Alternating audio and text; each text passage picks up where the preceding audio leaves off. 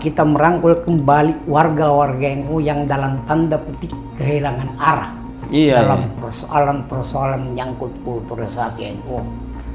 Sehingga kita sadar bahwa kita harus bangun kembali ini di tengah serbuan pihak-pihak yang menyerang tradisi NU, kita bangun kembali. Apakah di antara jabatan ini ada yang tertinggal?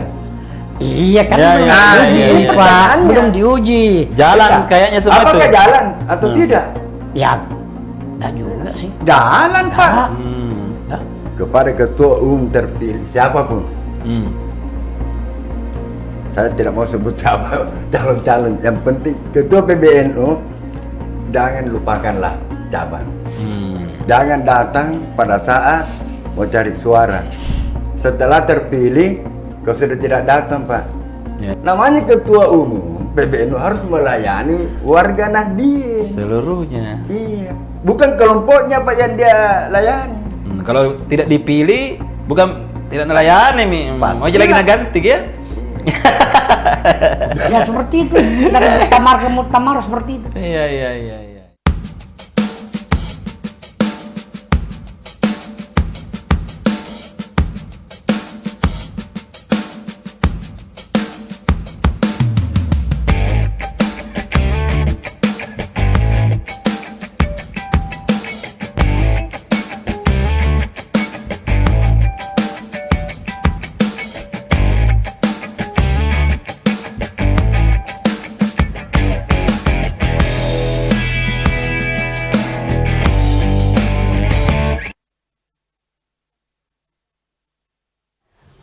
Assalamualaikum warahmatullahi wabarakatuh. Selamat siang Tribuners.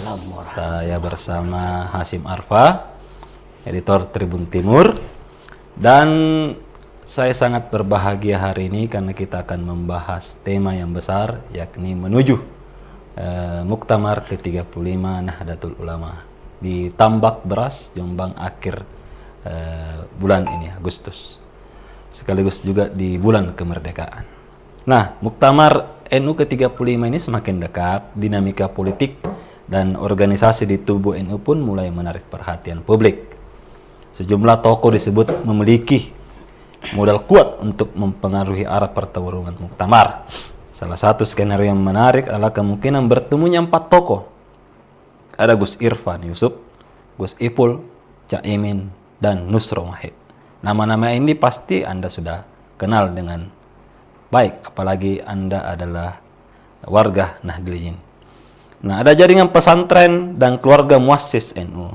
Ada pengalaman kaderisasi IPNU, PMI, GP Ansor, dan PBNU. Ada kekuatan partai politik dan pemerintahan. Ada pula jaringan komunikasi serta pengalaman birokrat nasional. Jika 4 kekuatan ini benar-benar bertemu dalam satu barisan, apakah peta Muktamar akan berubah? Nah, apakah mereka mampu menjadi kekuatan penyeimbang terhadap petahana, atau justru berpotensi melahirkan oligarki baru di tubuh NU? Yang paling penting adalah persatuan itu dibangun untuk merebut jabatan atau menyusun masa depan NU. Sebab mengalahkan petahana bukanlah tujuan akhir. Yang jauh lebih penting adalah bagaimana NU setelah Muktamar. Nah, di depan saya ini ada 2 senior dan sepuh dari Nahdlatul Ulama. Yang pertama saya perkenalkan adalah Kiai Haji Makbur Idrus Assegaf. Beliau adalah mantan ketua GP Ansor Makassar, kemudian sekretaris GP Ansor Sulawesi Selatan. Di pemerintahan, beliau adalah birokrat senior dari pemerintah Provinsi Sulawesi Selatan. Terakhir menjabat sebagai pelaksana tugas Kepala Biro Kesra Setda Pemprov Sulsel. Kemudian yang kedua ada, kita sambut dulu lah. Assalamualaikum Pak Kiai. Waalaikumsalam warahmatullahi wabarakatuh. Silakan Pak Kiai. Nah, beliau ini bagaimana kabarnya Pak Kiai hari ini? Alhamdulillah. Kita lanjut ke narasumber yang kedua. Ada Haji Mustafa Irate. Jadi beliau ini lahir di Makassar 13 Maret 1965. Pernah menempuh pendidikan di Pondok Pesantren Imim Makassar, kemudian Ponpes Taqwa Makassar. Pada tahun 90-an beliau menjadi pengurus Ikatan Pelajar NU Ibnu Makassar, kemudian pengurus Ansor Makassar. Jadi waktu itu Pak Ketuanya Pak Haji Makmur, beliau pengurus. Kemudian Wakil Ketua DPRD Makassar periode 1999-2004 dari fraksi PDIP. Kemudian Ketua Komunitas NU Kultural Kanuku Sulsel. Kemudian yang terakhir adalah Koordinator Pusat Pengembangan Masyarakat Agrikarya Kabupaten Maros 1994-1996. Bisa dilihat di layar. Nah, selamat siang Pak Kiai. Selamat siang, Assalamualaikum warahmatullahi wabarakatuh. Waalaikumsalam warahmatullahi wabarakatuh. Nah, kita bahas ringan-ringan dulu aja ini Pak Kiai. Bagaimana kegiatan sebelum muktamar ini? Dari Haji Makmur dulu, silakan Pak Haji. Apa aja ini? Jadi Aktivitasnya. kalau saya pribadi, kalau saya kan ya paling mau bilang tiap hari karena gini ini kau sudah pensiun Pak Sen. Menikmati hari-hari tua kita, memperbanyak silaturahmi, jangan memperbanyak musuh. Satu musuh saja itu daripada 1.000 teman lebih berbahaya Pak. Jadi perbanyak itu aja. Tapi jadi itu nah. Pak Ustaz. Kita masuk sedikit ke NU. Pengalaman Pak Haji Makmur ini kan tidak bisa dilepaskan dari GP Ansor. Ada dua yang tadi saya sebutkan adalah pengendali GP Ansor di eranya. Yang pertama Gus Ipul atau Saifullah Yusuf, sekarang sebagai Sekjen PBNU. Kemudian yang kedua Nusro Mahid. Ini dua-duanya adalah Ketua Umum GP Ansor di masanya, dan saat itu Pak Makmur adalah ketua di sini atau sekretaris di sini. Gimana? Salah itu. Jadi kalau masalah GP Ansor dengan Gus Ipul, saya itu sudah mulai lakukan interaksi tahun 2000. Pada saat mereka mencalonkan diri jadi ketua umum GP Ansor di Boyolali. Kan selama itu dia selaku PLT pimpinan pusat GP Ansor karena sahabat kita almarhum Iqbal Asaga mendapat kecelakaan. Jadi dia diangkat jadi PLT. Terpilihlah periode pertama di Boyolali, Jawa Tengah. Selanjutnya sampai di Pondok Gede, kongres yang ke berapa itu saya lupa. Yang jelas terpilih untuk periode kedua. Ya, Tapi sampai dia masuk Wagub, jadi wali kota Pasuruan, komunikasi kami tidak pernah putus. Sampai sekarang. Jadi saya selalu menjaga hubungan silaturahmi Pak Asim. Artinya jangan kita cari pada saat ada kebutuhan. Tapi kalaupun tidak ada kebutuhan, tetap kita jalan silaturahmi kita. Nah, ini juga perlu ditahu kepada warga NU.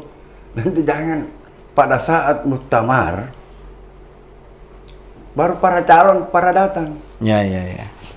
Setelah muktamar selesai, kita ditinggalkan. Artinya jangan mau jadi kayu bakar. Jadi pada intinya, kalau Nusron saya tidak terlalu berinteraksi karena saya sudah tidak menjabat lagi di struktur Ansor. Nah, itu setelah pergantian antara Gus Ipul dengan Nusron. Nah, saya sudah tidak terlalu, tapi saya kenal dia. Bagaimana polanya dia. Saya kira itu. Nah, di Gus Ipul ini kan sekjen, pasti memeran peranan penting. Dan saya juga baca tulisan Pak Haji Makmur ini soal bola dunia. Nah, ada satu yang menarik di situ adalah memilah 4 ini yang menjadi berpengaruh di Muktamar ke-35 ini. Nah, dalam analisanya, apakah 4 tokoh ini realistis untuk berperan di Muktamar ke-35 ini, Pak Kiai? Saya kira pasti. Menurut saya pasti dia berperan. Cuma kan dalam tulisan saya tidak mengatakan bahwa dia berkoalisi. Iya. Ada kemungkinan. Ada kemungkinan kalau ini berkoalisi 4, karena ini artinya Gus Irfan, Saifullah Yusuf, Caimin. Ini kan satu rumpun muassis NU di luar Nusron. Dan kalau ini yang terjadi, Pak, selesai bareng. Artinya ada politisinya, ada dari unsur pesantren, ada organisasi yang di bidang pemerintahan Gus Ipul, pesantrennya Gus Irfan, politiknya Muhaimin. Ya. Dengan Nusro Wahid. Selesai bareng. Dan Gus Ipul, kemudian Caimin ini kan satu keluarga. Betul. Cicit dari Kiai Haji Bisri Samsuri, salah satu pendiri itu. Sekaligus juga dia adalah keponakan dari Abdul Rahman Wahid atau Gus Dur. Apakah ini berpengaruh, Pak Kiai? Saya kira berpengaruh, Pak. Iya. Gimana, Pak? Namanya keluarga. Kita ini kan selalu melihat di atas, Pak. Tapi kita tidak pernah mengetahui apakah dia, siapa tahu. Caimin bagaimana perkembangan. Mereka kan satu kali. Kuburan ayahnya di pelosok itu berdampingan, Pak. Kalau masuk Gus Irfan, ya Om kan. Selevel dengan Gus Dur. Nah, ya Nusron artinya merupakan kader PNII, Ansor yang di Golkar dan pasti punya banyak pengikutnya, kadernya kan sama dengan Muhaimin. Dia mantan wakil ketua umum PBNU, Nusro Wahid. Karena dia mungkin aktif di partai, dia keluar. Siap. Itu saja dulu pakai. Jangan terlalu banyak dibongkar. Nah, kita ke sebelah dulu ke Pak Haji Mustafa Irate. Ini Kanuku apa ini pakai? Sekilas dulu. Ya, Kanuku itu ini sejarahnya sedikit. Komunitas kita merangkul kembali warga-warga NU yang dalam tanda petik kehilangan arah dalam persoalan menyangkut kulturisasi NU. Sehingga kita sadar bahwa kita harus bangun kembali ini di tengah serbuan pihak-pihak yang menyerang tradisi NU, kita bangun kembali. Yang ironisnya juga banyak kemudian ayahnya, kakeknya berbasis pemahaman NU, tapi kemudian anaknya meninggalkan itu. Jadi kita kembali meraih bagaimana kita menghidupkan dan merawat, menjaga dan merawat ini tradisi NU, tahlilan, salawatan, maulidan. Karena itu jadi ruh sebenarnya. Persoalannya begini, Pak Azim. Ini benturan kebudayaan agama, benturan teks-teks keagamaan dengan tradisi kebenturkan. Akhirnya terjadi desakralisasi. Dianggap tidak ada lagi yang sakral-sakral. Itu yang kembali hidupkan agar orang memahami ruh agama ini. Tradisi ini bahwa ada beberapa tradisi yang tidak harus dibenturkan dengan agama, dengan teks keagamaan. Tapi meski hidupkan, kayak maulidan, salawatan, barasanjian. Kalau mengaku kita sebagai warga Nahdlatul Ulama yang berbasis ahli sunnah wal jamaah Nahdliyah. Makanya dilahirkan Kanuku. Beliau salah satu pendiri bersama Armin Mustamin. Armin Mustamin Toputiri. Nah, Sulhamdi. Sulham di siapa? Dedi. Dedi Alam. Jadi alam sana. Dedi Alam. Siap-siap Pak Kiai. Nah, sejauh mana menurut Pak Haji Mustafa Irate ini efek Muktamar NU kepada kultural NU di Sulawesi Selatan? Mohon maaf kalau saya harus katakan dalam tanda petik, kita ini yatim struktural. Dipandang sebelah mata, tidak dianggap. Dalam tanda petik, ya dibiarkan aja mengalir. Jadi kita membangun nih, cari donasi sendiri, membangun pengajian, membiayai ini, agar paham itu kembali di hidup itu. Nggak ada pernah dari NU struktural ya, dari pusat sampai, nggak pernah ada memperhatikan kita. Tapi kita tidak butuh itu, kita hanya bekerja ikhlas, bagaimana tradisi-tradisi NU Aswajah Nadia ini hidup. Khususnya di Sulsel ya, lebih terperinci, lebih khusus lagi di Makassar. Alhamdulillah banyak orang-orang yang dulunya bukan NU secara kultural, kembali masuk ke NU. Mereka ada yang dari kelompok sebelah, masuk kembali bergabung dengan kami, hanya hidup kembali itu. Banyak jamaah yang cadar-cadar sekarang. Kembali lagi? Kembali bersanji, kembali maulidan, kembali tahlilan. Iya. Jadi apa kira-kira pesannya Pak Haji ini terhadap pengurus-pengurus NU baik di wilayah, di cabang ataupun di pusat? Hemat saya, NU nanti setelah muktamar ini harus punya trias konsolidasi yang baik. Konsolidasi struktural, konsolidasi kader, dan konsolidasi wawasan. Ini yang tidak ada di sepanjang sejarah ini. Makanya kenapa selalu pecah, karena lemahnya konsolidasi struktural, lemahnya konsolidasi kader, apalagi wawasan. Coba tanya orang NU. Barangkali banyak orang NU tidak tahu lagi sejarah berdirinya NU, siapa tokoh-tokohnya. Padahal ya jas merah kan, pasti kita tidak boleh melupakan sejarah sama sekali. Ya. Nah, Pak Mustafa Irate, jelang Muktamar NU ini kan kental saya lihat para cucu dan cicit dari pendiri NU ini berada dalam konsolidasi untuk mendudukkan calonnya. Nah, dari NU Kultural sendiri, apakah ini penting atau ada mungkin masukan-masukannya? Apakah hanya di pertarungan ini atau ada mungkin misi yang harus lebih besar dibawa oleh mereka ini?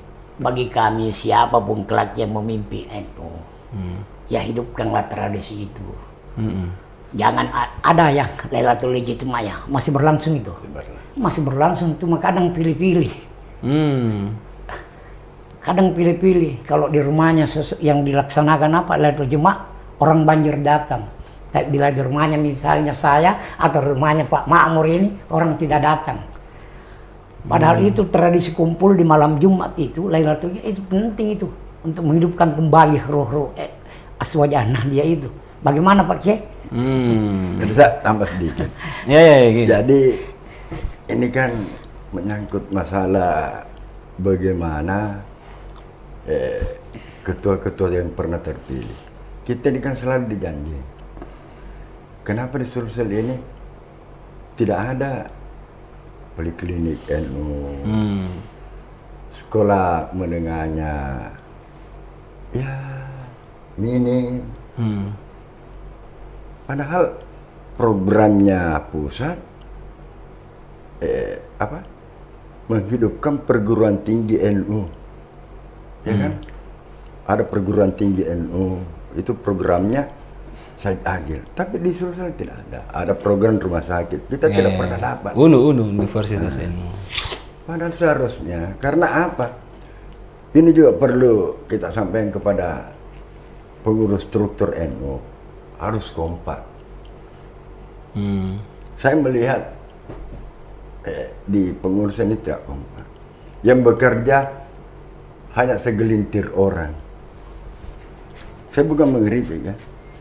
Tapi ini kita sebagai warga NU, kalau begini modelnya, jangan selalu acara-acara seremoni.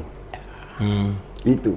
Setelah selesai seremoninya, selesai pelantikan, selesai raker, sudah tidak ada lagi Pak. Nah, ini juga yang perlu dianukan. Jangan karena si A, si B, si C.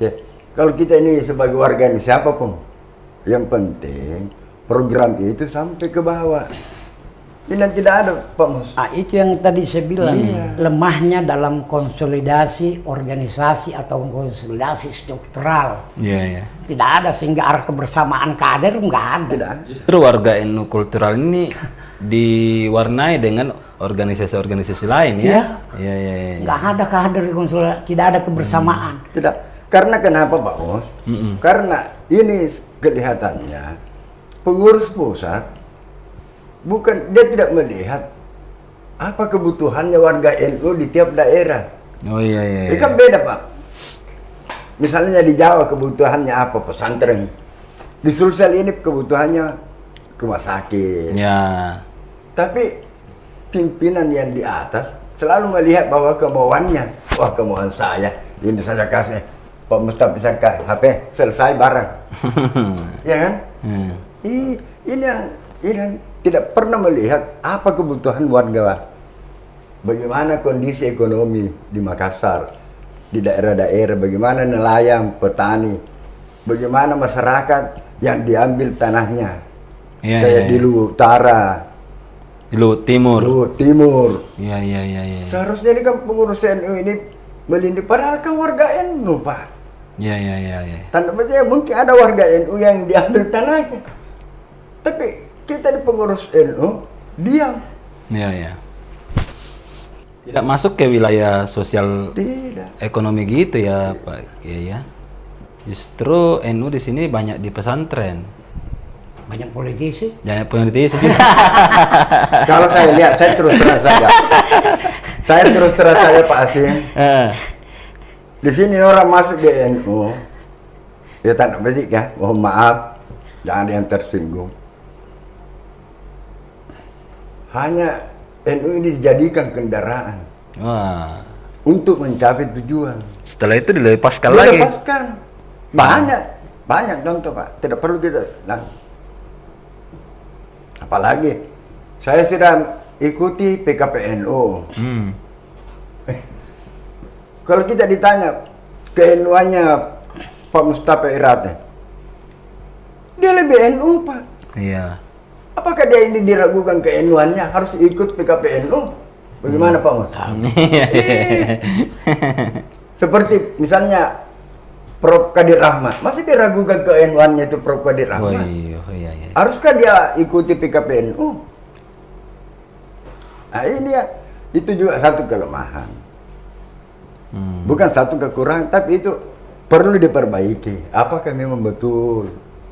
Kita juga sepakat, Pak, harus ada pengkaderan. Tapi harus selektif. Coba saya lihat.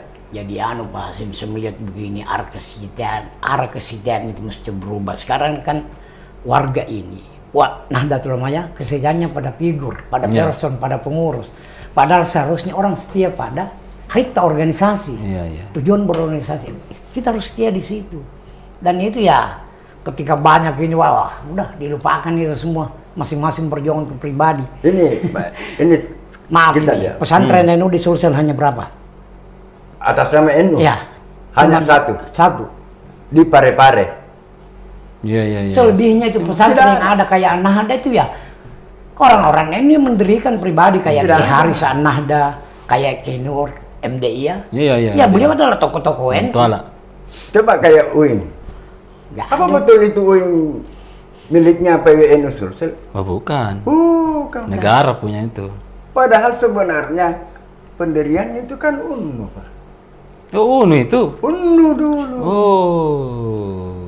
Kita baru tahu ini. Gimana ceritanya, bisa diceritakan? Ini kan Al-Ghazali ini Universitas Nahdlatul Ulama. Yang dulu dibawa ke Raing. Karena perkembangan politik Orde Baru pindah ke Jalan Irian MDI ya, kampusnya kan. enggak. Dulu itu di UNU ini karena Orde Baru pada tahun 70-an partai politik tidak boleh ada perguruan tingginya. Diubahlah namanya Al-Ghazali. Oh gitu. Nah, Haji kalah, dijuallah tanah yang ada di bawah Karai, dikasih pindah di sekarang di Kilo Urip, 5. Perintis. Perintis. Kilo 6 5. hektar dulu. Saya tak persis, Pak. Tidak sempat numpang dulu di gedung MDI. Iya, iya. Ya, ya. Eranya Profesor Nasruddin Umar masih sempat dia agak di MDI itu. Jadi begitu anunya Pak Sen. Nah, itu Kalau ini kita bahas itu panjang lebar itu. panjang kalau itu. Panjang kali lebar itu. Panjang. Tapi kita coba masuk ke tokoh-tokoh ini yang berhasil. Ah, Nah, kalau pertama, tokoh NU di Sulsel, Ali Afik, ya, Jalil ada Afik. Afik, yang pernah berkiprah di PBNU ya, Andiknya Marro. Kalau di level badan otonom di PMII itu Dr. Andes Haji Abdul Fadar. Kalau di Patayat Profesor Dr. Musda Mulia. Nusda Mulia. Oh iya, terkenal itu. Kalau sekjen, artinya level-level sekjen, almarhum siapa? Syukur Sabang. Itu aja Pak. Ada tahu. Ibnu, anaknya Kiai Harisa siapa lagi? Adiknya Afif. Afif. Adiknya. Nur Hairul Anam. Hairul Anam. Itu pernah jadi ketua Ibnu Pusat ya? Pusat. Helmi Muhammadiyah. Itu Pak. Setelah itu sudah ada. Itu di level di badan otonom, tapi di PBNU tidak ada. Sampai sekarang ini. Kemarin di Lampung tidak ada. Siapa di struktur? Yang ada itu dari Jawa, Sulawesi Tengah, Sulawesi Tenggara. Nah kita lebih besar cabangnya. Jadi saya analisis, kenapa begini? Oh ternyata pada saat di Lampung tidak kompak. Oh pecah. Tidak pernah Pak. Jadi ada ke Said Agil, ada ke Gus Yahya. Pasti yang menang. Untuk apa? Kok tidak utuh Bos? Iya kan? Pak Mus bagaimana? Kalau kan kayak di Sulawesi Tengah tidak sampai barangkali 20 cabang. Di mana? Di Sulawesi Tengah. Enggak. Paling sampai. 10 lah. Tapi dia kompak Pak. Makanya dikasih 1. Dia Sulawesi itu kan 24, kalau Sulawesi Tengah lebih kecil. Begitu pasti. Sultan cuma 13. Iya, 13. 13 Pak. Kalau di Sulawesi ini, Sulawesi Selatan yang paling besar, Paling itu besar. 24 cabang. Kenapa? Itu yang harus ditanya. 24 Kenapa cabang. Sulsel tidak dikasih apa-apa Pak? Guru Tabaharudin hanya ditempatkan pada mustasar, pada sehat. Pertanyaannya memang dua dalam tanda petik. Tidak tahu bermain dalam tanda petik atau terlalu pintar bermain. Allah walang Kan di situ. Iya. Karena banyak pemain. Apalagi nih seksi nih muktamar ini. Seksi, sangat seksi Pak. Dari sepanjang muktamar ini baru yang paling banyak terindikasi mau jadi calon ketua PB. 9. 9 bayangkan. Sudah 11. Sudah 11. Oh bertambah lagi 3. Bayangkan. 2 lagi. Tapi artinya Ya, itu kita tandanya Pak Bos. Stok kader NU itu banyak. Banyak kadernya. Banyak kadernya. Tidak perlu kita apa namanya? Cari yang lain kan. Banyak kadernya pasti. Iya. Nah ini kan digadang-gadang juga ini Pak Kiai ini adalah Profesor Dr. Nasruddin Umar. Iya. Bahkan sudah ketemu di sini dengan konon kabarnya sudah ketemu dengan pengurus cabang dan pengurus wilayah. Sudah Ketemu. Ya. Sudah ketemu. Ya, bisa dijelaskan ini Pak. Jadi ini kan sebenarnya ini Jelas. semua calon yang menyatakan mau jadi kandidat PB itu sudah Gus Salam yang pertama. Oh sudah ketemu juga. Oh iya pernah ketemu ya. Terus setelah itu datang Gus Yahya. Kemudian datang ke Sulfa. Terus Gus Yusuf, Prof Nas, dan terakhir kemarin Gus Rusal. Sudah 4 ya? Rusin ya. Rosin. Anaknya kisah. Sahal, Ketua PWNU Jawa Tengah. Jawa Tengah, Ketua PWNU Jawa Tengah, Jawa Jawa Timur masuk ya. Kemudian Wakil Ketua Umum PBNU sekarang Kesulpa masuk. Masuk. Jadi Banyak sekali ya. banyak. Jadi kita stopnya kader itu banyak, Pak. Dan itu banyak. Nah, apa yang dibahas? Ya, pastilah. Dan kita tidak tahu karena kan tidak semua calon saya datang. Karena kita bukan tim sukses. Jadi ketua. Kita ini bukan tim Ada sukses. kader ketika mau jadi ketua. Iya. Kenapa Tapi setelah terpilih kurang jadi sekali ketua, orang kader dari hilang. Sulsel ini kita ikut? Karena kalau kan Prof Nasaruddin memang sudah besar di Jakarta. Ya. Iya. Kalau kita di sendiri tidak pernah diceritain. Kenapa dipakai? Inilah yang perlu dilakukan. Karena banyak orang mengatakan kalau Prof Nas jadi ketua mundur. Wah, kapan lagi jadi menteri? Tapi menteri itu kan siapa bisa jamin bisa jadi menteri? Ya. Ya kan? Bagaimana Pak Mus? PBNU itu sudah jelas 5 tahun, 1 periode. Artinya siapa yang menguasai NU, Pak? Menjelang 2009 besar peluangnya, Pak Mus. Nah, cuma yang persoalan sekarang, mudah-mudahan pemerintah tidak ikut campur. Ya. Jangan seperti kemarin. Apa efeknya Pak Kiai? Langsung saja ini. Kalau pemerintah ikut campur. Kalau pemerintah ikut campur, jelas sudah pasti jadi ketua PBNU. Siapapun. Takut ya pengurus PBNU ya. Saya tidak tahu Allah. Kalau saya bantai sedikit ini. Tidak kenapa? semua keikut campuran pemerintah otomatis jadi. Iya. Terbukti satu Pak, Muktamar 8 Cipasung. di Cipasung. Bagaimana Pak Harto waktu itu dan Orbahnya memerintahkan Abu Hasan maju, kalah juga oleh Gus Dur. Tapi ini Pak. Bahwa kalau ada campur tangan pemerintah kemungkinan besar, tapi enggak semua Ya. ada gagal kok. Ada gagal. Enggak. Jadi hati-hati. Artinya ini kita Pak Harto juga gagal dulu Ya. Ya. Tapi kan menggolkan persoalannya Abu ini, Pak. Hasan.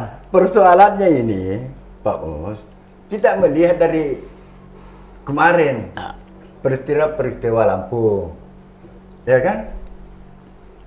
Nah, begitu Pak Mus. Artinya ya ada pengaruh. Pasti ada pengaruhnya, Pak. Tapi Belakangan ini kalau pemerintah ikut campur Pak Haji berhasil. Bukan ikut campur. Apa? Mungkin merestui. Ya.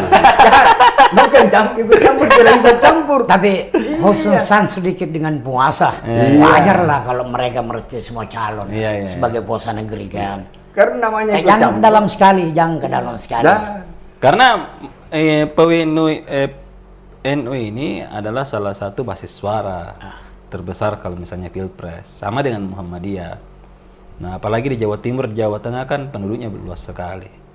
Nah, ini kan tentu menjadi hal yang harus diamankan oleh penguasa ataupun calon penguasa nantinya.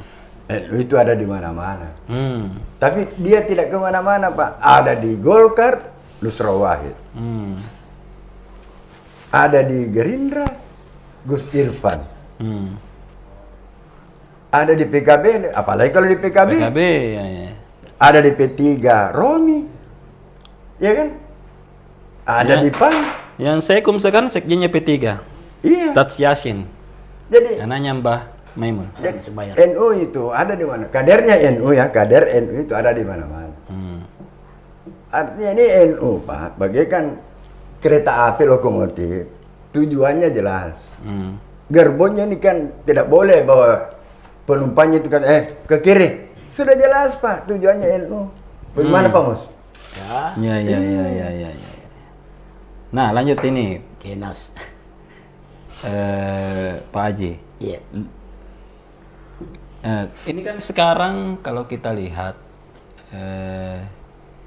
nilai-nilai NU ini, kita ke Pak Mustafa dulu, ini banyak tergerus dengan dunia modern saat ini. Nah, sementara juga pengurus di PWNU maupun PCNU jarang menyentuh wilayah situ. Ya, Bahkan mereka tidak masuk, kalau misalnya organisasi lain sudah masuk ke bahkan mulai bikin SD. SD dari awal Pak, TK. Dengan berbasis SDT. Gimana kita lihat itu? Ya seperti apa yang Anda katakan bahwa ya kita lihat faktanya di lapangan. Asik dengan diri mereka sendiri. Padahal terlalu banyak umat yang mesti dibina, banyak umat yang harus ajaran yang mesti dirahukan. Yang saya katakan tadi, Lailatul Jumat itu terus ya? Enggak kan? Putus pada perkumpulan itu tiap malam Jumat itu kadang tidak terselenggara. Mohon maaf kalau petinggi NU Sulsel misalnya, kapan bersentuhan masalah itu? Ada.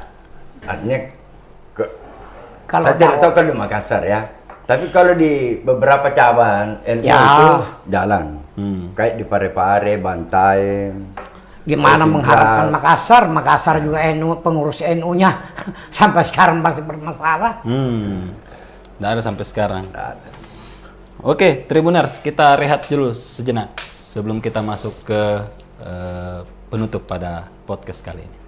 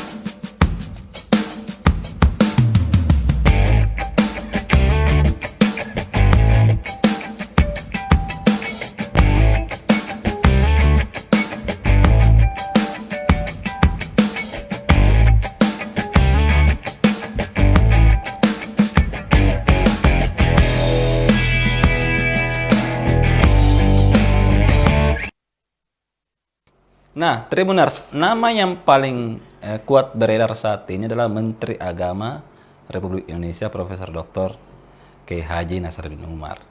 Nah, ada informasi bahwa beliau terganjal di masalah anggaran dasar, anggaran rumah tangga PBNU, bahwa pejabat politik tidak boleh maju sebagai calon Ketua Umum PBNU maupun RSA.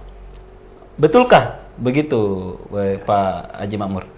Jadi kalau saya melihat di dalam anggaran dasar itu mengatakan bukan bahwa mencalonkan diri nanti terpilih, tapi kita perlu juga perhatian memberikan definisi yang apa itu pejabat politik. Kalau menurut saya pejabat politik adalah orang yang dipilih oleh rakyat, seperti anggota DPR, bupati, gubernur, presiden. Kalau menteri, pejabat negara yang dipilih oleh pejabat politik. Oh beda. Beda Pak. Beda kalau begitu. Mereka kan dia pejabat negara, bukan pejabat politik. Jadi bisa ya seharusnya. Bisa lah. Nah, posisi yang cocok ini. Ya, kalau saya yang cocok adalah cocoklah kalau masyarakat Nahdien atau PCNU menginginkan bahwa Prof Nas ini cocok untuk Ketua Umum PBNU. Ketua Umum PBNU. Gimana? Cocok? Ya kalau saya tidak bicara pada cocok dan tidak cocok, pada pantas dan tidak pantas. Ya. Saya hanya sayang beliau, hak konstitusi beliau, kalau beliau mau maju silahkan. Tapi ada yang kabar yang saya dengar bahwa beliau tidak maju, tapi karena ada desakan, akhirnya beliau mau maju. Siapa itu kira-kira tawar? Kalau ada desakan beliau mau didesak beliau maju dan mau maju, seharusnya beliau konsisten pada pernyataan awal bahwa beliau tidak mau maju. Nah, bayangkan kalau beliau maju, hak konstitusi saya hargai kalau mau maju. Tapi kalaupun andai kata Prof maju dan menang, atau banyak sih jabatan, sudah Menteri Agama, sudah pimpinan pusat Asadiyah, lalu kalau menang, besar, yang mana mereka harus utamakan ini? Kalau saya lebih fokus pada umat. Tapi kalau andaikan beliau maju sebagai anggota Ahwa, lalu terpilih sebagai Resam, itu bagus. Karena kualitas keilmuan beliau juga sufi. Kalau dikatakan tadi misalnya ada banyak kiai sepuh, ya di mustasar lah itu para kiai sepuh. Nah, ini nasihat, ya. Begini. Gimana? Di Ahwa itu adalah kiai sepuh. Yang tidak mutlak mereka ditunjuk jadi Roisam. Ya. Tapi boleh di antara 9 Ahwa ini ditunjukkan, boleh dari 9 itu. Iya. Ya, maju dulu Ahwa. Ya, inilah ya. Artinya begini. Ini kan nanti PCNU, karena ini kan sudah banyak yang beredar. Nanti ini Ahwa yang memilih Roisam. Ya. Roisam ini nanti dalam struktur NU itu, nanti Roisam menyetujui seorang calon ketua umum. Apakah dia disetujui maju atau tidak? Ya itu kan dari Roisam ke pengurus PB. Iya. Yang saya inginkan, misalnya pandangan saya ini, seharusnya kalau saya sebaiknya Pak Nas itu maju jadi anggota Ahwa. Ya. Semoga bisa dipilih jadi Resam. Tapi kan belum ada jaminan, Pak. Belum ada jaminan. Sama juga kalau beliau maju jadi ketua BEM, belum ada jaminan. Kita tidak bicara menang tidaknya di sini. Ya, cuma kalau dalam posisi beliau sebagai Menteri Agama sekarang, dalam posisi beliau sebagai ketua pimpinan pusat Asadiyah, lalu masuk kembali tambah dalam posisi sebagai apa? Ketua NU kalau terpilih. Ketua Tanfiziyah ini.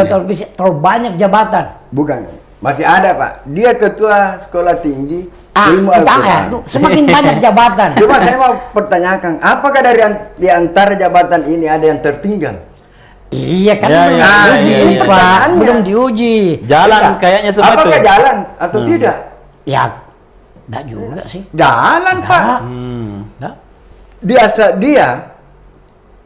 saya tanya, bukan Prof Nas. Setiap malam Rabu subuh dilakukan seluruh Indonesia. Dari 600 pondok pesantren Asadiyah. Dia bilang, Prof Nas, saya cocokkan pada anunya. Dia bilang, saya bisa tahu saya punya murid, guru saya, siapa yang tidak hadir kemarin. Ketua Sekolah Tinggi Ilmu Al-Quran di Jakarta. Ya. Sekarang kampungnya sudah nampak. Padahal dia kan juga, dia Menteri Agama, dia juga Imam Masjid Raya, Masjid Istiqlal Jakarta. Saya tidak menolak. Prof ketika maju itu hak konstitusi. Imam Masjid Istiqlal juga sekarang. Itu hak konstitusi beliau. Cuma ya saya sayang aja kalau maju sebagai ketua PBNU. Lebih bagus ada kader lain lah kalau di PB. Malah, mohon maaf, di PB itu kan kasarnya ya pengurus itu kan. Pengurus PB itu kan istilahnya ya pembantunya Surya. Ya sama Pak. Namanya juga organisasi dengan partai Pak. Jadi kalau saya lebih setuju kalau bertarung di Ahwa beliau, jadi Ahwa dan semoga bisa jadi Resam. Karena kan kualitas keilmuan beliau. Kalau Ahwa ini nih bagus. Kalau Ahwa belum tentu jadi pengurus. Setelah terpilih Roisam, selesai dia. Ya mudah-mudahan kan tidak ada memang jaminan sebuah kepastian. Pun kalau beliau maju jadi PB, juga belum ada jaminan bahwa beliau harus menang. Karena kita ini, belum menang. Saya lihat ini mungkin karena ada isu mengatakan bahwa kemungkinan besar yang memilih ketua umum itu adalah Ahwa bersama Roisam terpilih. Oh beda lagi ya? Kemarin kan dipilih langsung. Nah itu kan baru isu. Terlalu banyak harus berubah kalau itu. Nah, kalau yang saya dapatkan itu ada konsep saya dapat. Kenapa? Saya juga sepakat yang Iya, begitu, iya. Pak. Kenapa bisa harus begitu? Kalau saya, lebih bagus Ahwa yang memilih bersama Roisam. Kenapa? Untuk mengurangi transaksional. Iya, iya, iya, iya, iya. Iya, Pak. Transaksional. Masa? Jadi menghilangkan banyak suara cabang, kita tidak lepas dari kita lepaskan Iya. diri dari soal-soal itu Artinya, dulu. Hargailah cabang, suara Kita cabang. hargai. Maksudnya, saya sepakat itu, Pak. Hargai suara cabang. Iya. Cuma kan kalau selama ini, waktu di Krab, tidak ada saya dengar saya muktamar waktu di Yogyakarta, tidak ada dibilang ada apa? Ada uang, ada apa? Digagal, Pak. Ya, Iya kan? Ya, ya, ya. mungkin ya. sejak berbanyak undang-undang ya, artinya kayak pemilu itu, pemilu bebas, ya boleh jadi. Apalagi kan ini sulit melepaskan dari jabat politiknya. Sulit, karena apa? Dari sejumlah organisasi Islam, hanya dua yang setahu saya dan seingat saya yang pernah menjadi partai politik, Ya. NU dan PRT. 3, Pak, Syarikat Ya, PSI. Syarikat Islam, PSI, tapi kan tidak pernah merajai itu. Ya, tapi ya, ya. pernah Ya. di partai politik. Ya, ya, NU ya, itu, ya. Iya. NU bagus. pemenang Oke, ketiga oke, ya. oke. Nanti kita bahas lagi perdebatan ini. Apakah Prof Nas cocok sebagai calon ketua umum PBNU Ya. atau Rois Surya? Nah, pertanyaan terakhir untuk Pak Kiai Mustafa Irate dulu. Nah ini, kalau boleh diringkas dalam satu kalimat ini, NU ke depan harus dipimpin oleh siapa-siapa yang paling kuat menyesuai struktur, orang yang paling kuat secara politik, atau orang yang paling kuat menjaga marwah NU. Silakan. Pak. Kalau saya orang yang paling kuat menjaga marwah NU. Saya sepakat. Janganlah itu kuat politik, kuat uang apa, yang jelas marwah bisa Marwah. terjaga yang Betul. baik. Kalau marwah NU kuat ke depannya, ya insya Allah NU akan kembali jaya seperti dulu. Nah, ke pertanyaan closing statement untuk Pak Haji Makmur. Pada akhirnya NU ini milik siapa? Milik para elit yang memimpin? Milik seluruh kiai, santri, pesantren, kader, atau warga Nahdliyin? Kalau menurut saya, muktamar ini adalah milik warga Nahdliyin. Jadi kami berharap kepada ketua umum terpilih siapapun. Saya tidak mau sebut siapa calon-calon. Yang penting ketua PBNU jangan lupakanlah cabang. Jangan datang pada saat mau cari suara. Setelah terpilih, kau sudah tidak datang, Pak. Ya. Di Jakarta terus. Di Jakarta terus, di kamar ber-AC. Ya. Iya.